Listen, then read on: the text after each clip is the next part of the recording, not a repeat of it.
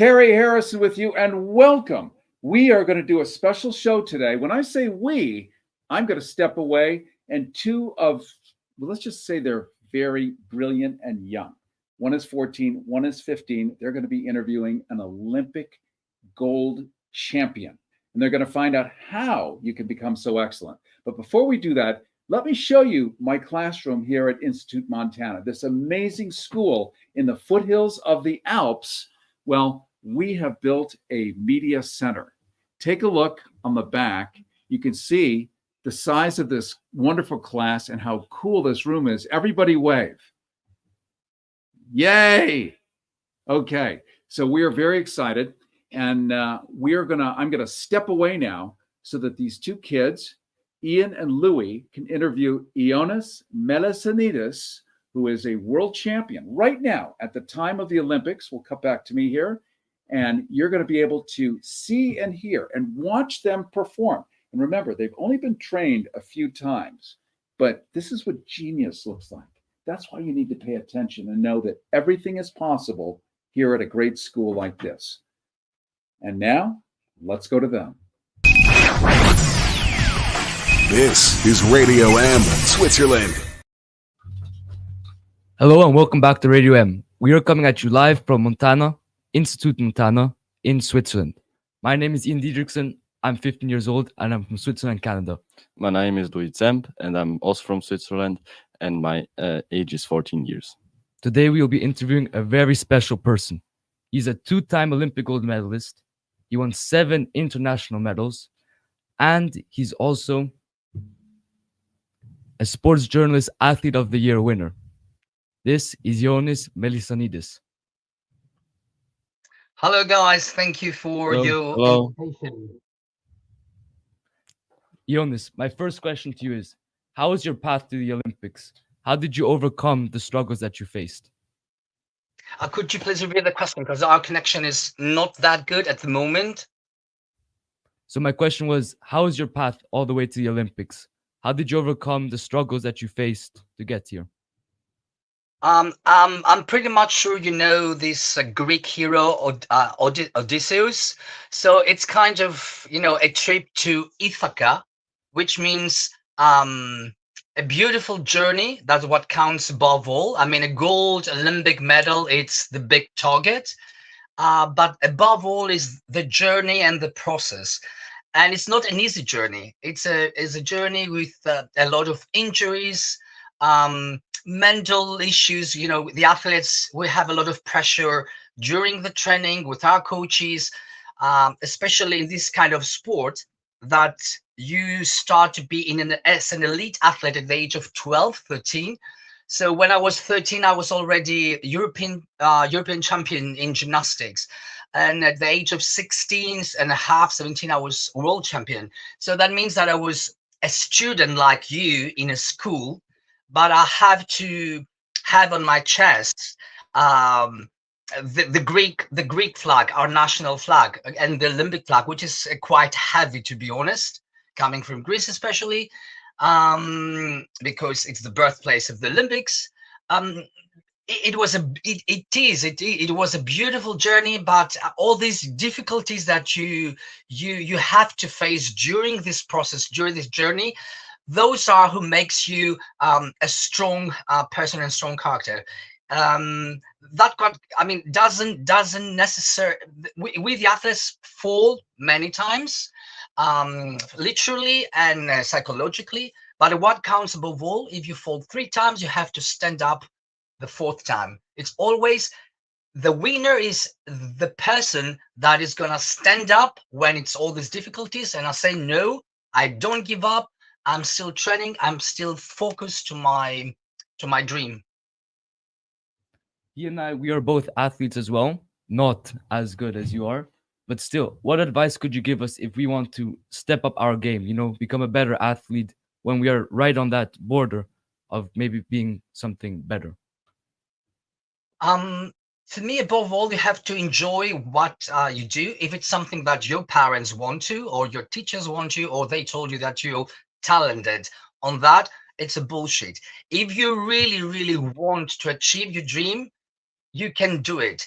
The gold medal that I dedicate to my country, and with the help of my coach and my parents, was the first one in 100 years in Greece. That was the first ever, which means Greece was very good in sailing, for example, basketball, wrestling, swimming, but we never had any gold medal on the floor exercises in gymnastics, which means it was unthinkable. I'm coming back to your questions, to your question. If you really focus to your dream, if you enjoy the process, if you eat well, you know, an athlete, I mean, our body is our warrior machine. So you have to respect it. You have to listen to your body when it hurts, or when he needs a little rest, or sometimes you have to overwhelming your pain. You might, I mean, most of my competition is in my career. I had a serious or less serious issues. I've been competed with broken ribs, with 2 broken ribs, but I still got a world medal. I had like 4 stress fractures on my legs, 4 stress fractures on my hands, but that was something that I say, okay, that hurts.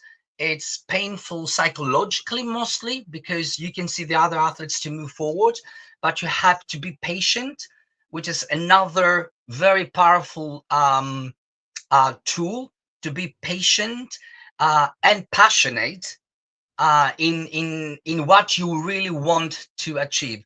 So anybody, either if you're an athlete or if you want to achieve to be the best sign, to achieve the Nobel Prize in biology, you have to love it. You have to be passionate, patient, and to enjoy the process no matter what. And how did you overcome these problems that you faced? How can we overcome these? Well, a lot of personal work. Was very lucky. I'm lucky that I have great parents. They were always supporting my dreams.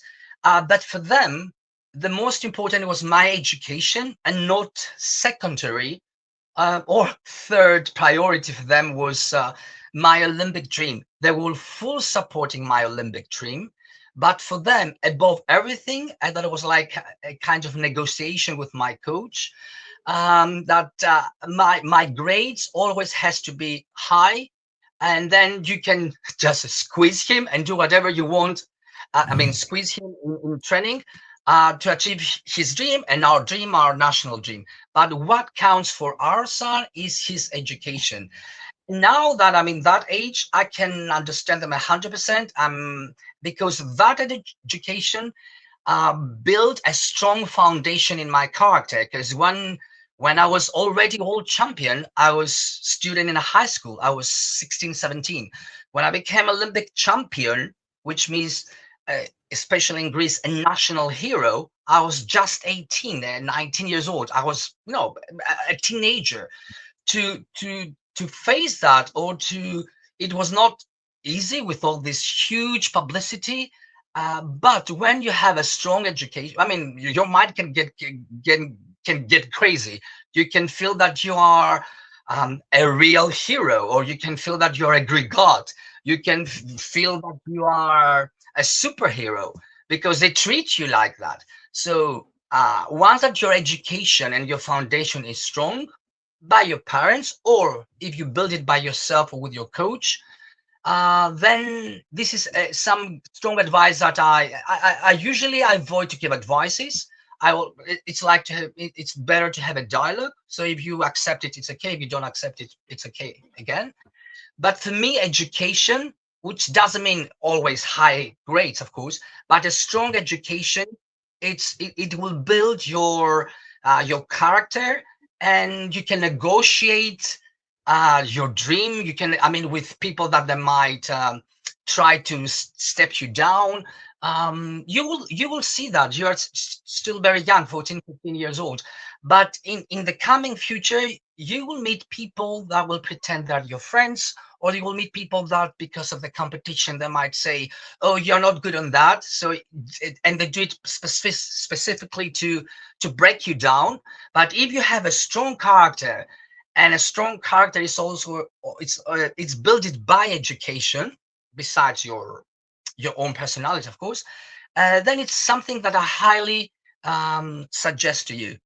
Be passionate for your dream and educate yourself, not necessarily, only in youth classes and lessons, but have your ears open, your eyes open, suck everything that is around you, information, liberty, freedom.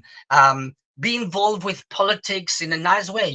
We can have war next to us, like what is happening, for example, in Gaza or in Ukraine, or I don't know where it's going to happen next time. Hopefully not. So we have to stand up and say, okay, this is good, this is not good, this is right, this is not right. Build your strong opinion. That's what I do in my life. Okay, thank you very much. My question is, if you could change something that you did when you were younger, what is it? Or what would it Nothing. be? Nothing. Nothing. We learn from our mistakes. I mean, that's the beauty in life. If we were just perfect, it's so boring, and nothing. How can I say? There is no beauty if you are not accept your mistakes, or if you, because then you're gonna have always regrets. Oh, I want to do that, but I didn't do that. I mean, it's better to make mistakes instead of not try. If you don't try, you don't know if you want to win or not win. I mean, nothing. Of course, I have you have done mistakes. I have done mistakes. I will do mistakes, but those mistakes, you learn from that. You learn from that. And for anybody just joining us, this is Radio M coming at you live from Institut Montana, Zuckerberg in Switzerland. My name is Ian Diedrichsen. I'm 15 years old and I'm Swiss Canadian. And this is my friend Louis Zemp, who is 14 years old and Swiss. And today we have a very special guest, Ioannis Melissanidis. I'm sorry if I butchered that name. He's a two-time Olympic gold medalist, won 7 international medals, and was voted by Sports Journalist Athlete of the Year. My next question to you, Ioannis, how big of a role did your parents play in becoming an Olympic champion? Everything that I achieved in sports or in my education. I was student in medicine as well, besides my athletic career. Studying also in London and in Los Angeles at the American Academy of Dramatic Arts and the Royal Academy of Dramatic Arts. So my parents always were behind my education. So whoever I am today, I own almost everything to them and to my coach, of course, and to myself. It's good sometimes to hug and give a big hug to ourselves, because in sports especially, we are very we punish ourselves because we always want something better and better, which is not bad, but sometimes it's good also to give a big hug to ourselves for whatever we try and whatever we want to do. Maybe we cannot make it today, maybe we cannot make it tomorrow, but if you still focus on your dream, it will happen for sure. Mathematically, it's gonna happen. How was your connection with your coach? Did he help you through these phases, as you just said? Was he important in that area? My coach is and it will be my Socrates. My coach is everything for me. There's a very special connection, mentally, psychologically. We were talking with eyes at some points, when you are, 18, 19, then he doesn't have to be always around you because you are a big boy. Then we can speak just with eyes and say, okay, do that. That was a mistake. That point your toes or twist better with just simple movements with hands. We can understand everything. And he dedicates his life 100% for my dream, which is something that I will always be very grateful for what he did. Because many people they want to help you, okay, but they prioritize, which I don't judge it, of course, the business part or the professional part.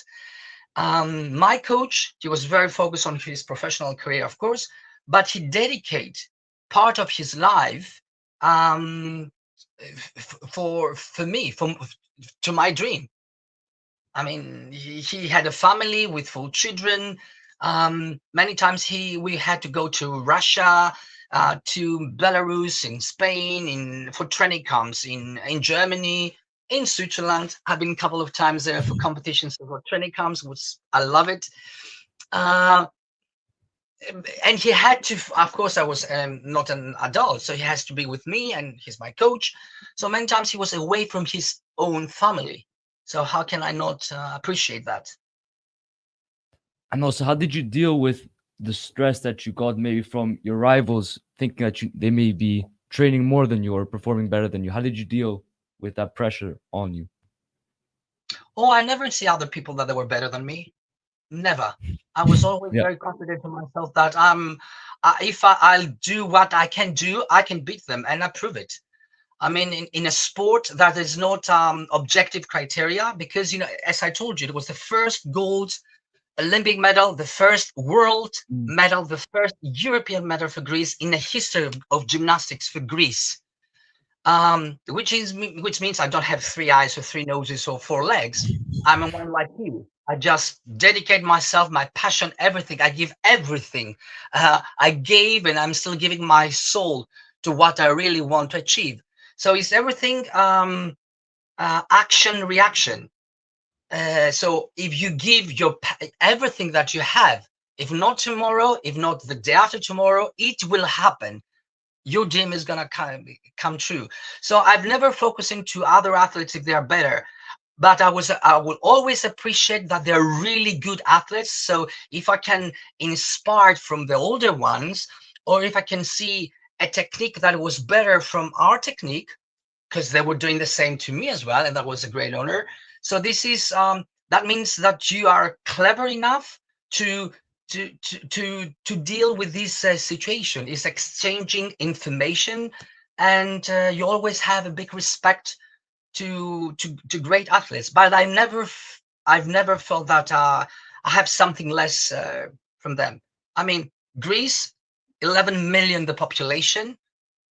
China it was second at the Olympics, 1.3 billion, right? And Russia was third. And both, besides they are a huge population, they are great academies in gymnastics. So without objective criteria, because gymnastics it's like Eurovision, guys, huh? So there is no like a measure, a long jumper jumps, and then the judge measure objectively how long he jumped. If you make a high jump, then they measure how high you jump. If you run 100 meters, there is a time criteria, objectively 100%, that you run 10.20 seconds. So the athletes on that sport, they know before if they will give their best, they will get what they deserve. Not in gymnastics, not in diving. Why? Because we have human being judges. So which means coming from a country like Switzerland, like Greece, or like Italy, that it's not a big academy in gymnastics like China, Japan, Russia, Belarus, Ukraine. It was always, if the Russians do something good, they will give what they deserve, or even something more, even slightly more. But if you are from Spain, for example, or from Switzerland, from Greece, and you do something good, you have to wait, or you have to be even more better than them in order to take what you really deserve. So which means if I did it in that sport, that there are not objective criteria, and I beat those 2 huge academies, China and Russia, you can do that, guys, too. In any field that you want, in sports, in biology, in poetry, in acting, in whatever you really want to do it, you can do it. Passion and patience. Did that ever annoy you? Because I know, for example, I will definitely be annoyed if I was voted subjectively and I felt I did better than what I was voted. You too? Yeah, Or- I would yeah. say so. How did you deal with that when you maybe sometimes felt that they didn't give you the score that you deserved?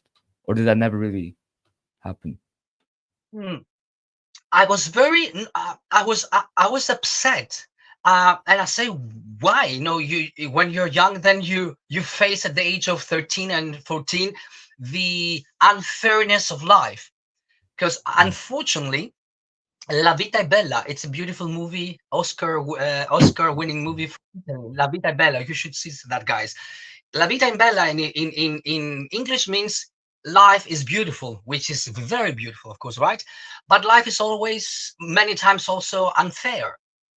So when it's unfair, either you just accept it, which is not bad sometimes to just accept it and wait in order to attack.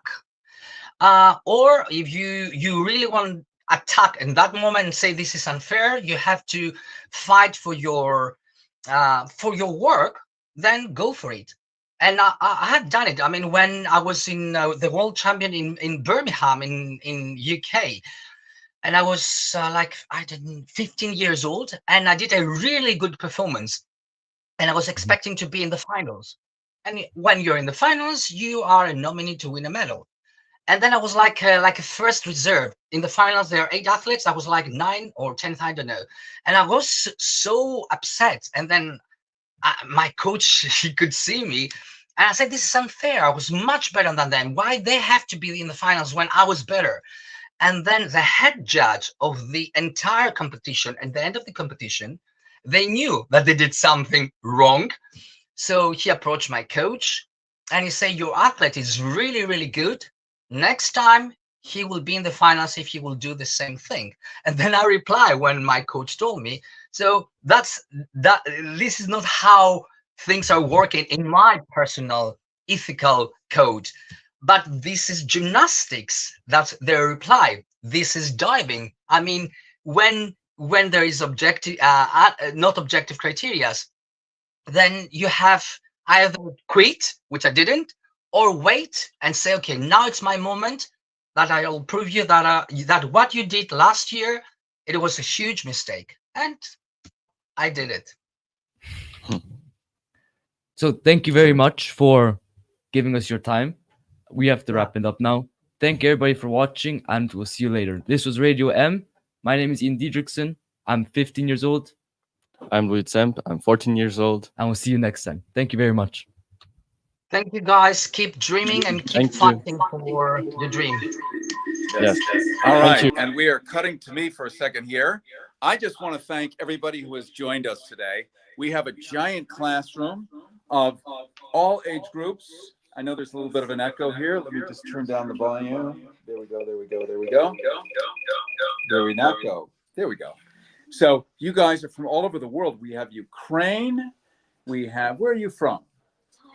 Thailand. Croatia.